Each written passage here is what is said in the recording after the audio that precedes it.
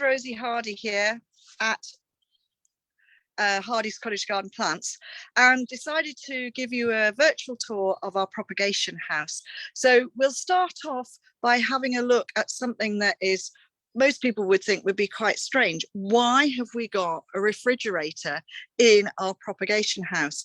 No, it's not to hold all of the actual cold drinks, although there are some cold drinks in here. It is for the stratification of seeds. So you can see there are seed trays in here, and in these seed trays are lots and lots of little seeds. This one is Anthericum liliago, and it says that it needed to be in the fridge for week 10, and then it needs to be out of the fridge for week 16, and then it's got to go onto the hot benches. So this is how we sort out some of the seeds and get them growing properly and germinating properly. And using the glass panels here, we can just stack the seed on top of each other. It doesn't need any light at this stage. So this is what this is used for. Also, there's some biological controls in there waiting to be put on. We have lots and lots of little trays which hold all of our seeds. So we've got loads and loads of different seed packets here, either ones that we've bought in or collected off our own seed, and they're all in A to Z so that we can set the seed and get it going. So then we go through into the propagation area itself. Now you will notice that this is a bubble plastic tunnel, so this is a kedder house. It's brilliant for propagation, and we use peat-free compost now in here.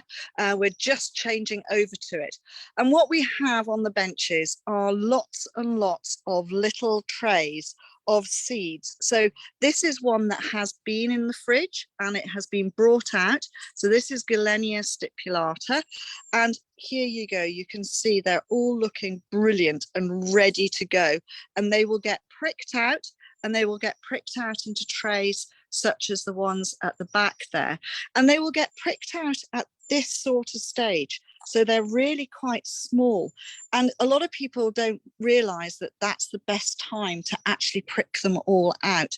All sorts of little seeds here, so different things like this is diorama, different leaf shape on that one. These trays here are the ones that we have already pricked out, and we're just keeping a few just in case we need to do a few more. So there's quite a lot. Sort of people would go, oh my goodness me, you're going to throw all those out. Well, we only need so many, and some seed just germinates at full speed, so you get it too many, and we don't want more than we really need. We don't want to grow too many more. So these are all ones that have been pricked out over the last couple of weeks, and these are all sitting on the bench here, and they get watered by hand at this stage. Once they have grown really well and they have got roots coming out of the bottom of the tray, so let's just move that one over. You can see the lovely root at the bottom of the trays like that.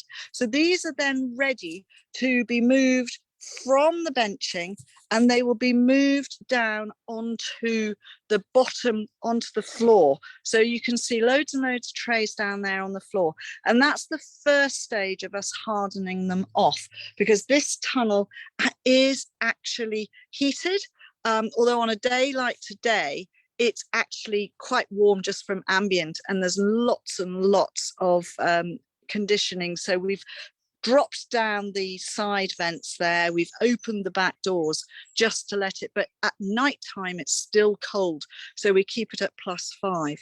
These are all the young plants of the annuals that we grow, and these are being pinched out now as well, and they will be growing on and be used for displays later on. And then these little ones here are actually root cuttings. So these are the Bascom root cuttings. Then we've got eryngiums as well. They take much longer to do than a lot of the other plants do. We've got dahlias just sitting up here waiting to grow, and then graze them for cuttings, which is really, really good. Then we've got more batches of the annuals, because we keep on doing them in batches so that we've got different ages, etc. Here are all the young plants all the ones that have been either pricked out or done as cuttings. Most of these ones here are all ones that have been, oh, and look, they're well rooted. There we go. Look at all that beautiful root on the bottom of those. So they are going to be moved into the next lot of tunnels, which are cold. And then after 10 days in there, they will then be potted up, and then they will be ready to go outside. We also have some stock plants. So there are stock plants here at the side, and these stock plants are repotted every year, and then they are allowed to grow on, especially things like this, the Gora, which, if you know, has changed its name to Oenothera.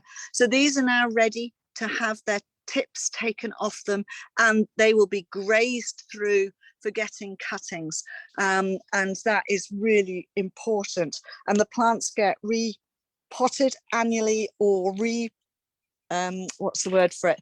They are these particular plants will be thrown out, and we will start with fresh plants for the following year. So they probably get used for 2 years, and then they are completely changed. Now, as we come along here, we then come to what are our mist benches. So this has just gone off. It's just literally water sprayed out of here onto these ones, which are the cuttings. So these are tip cuttings. These are leucanthemum. There's grey there of centuria. There are geums. These are heated benches. So there is underheat, and then there is the mist on the top. You'll see there are some leaf cuttings down here as well.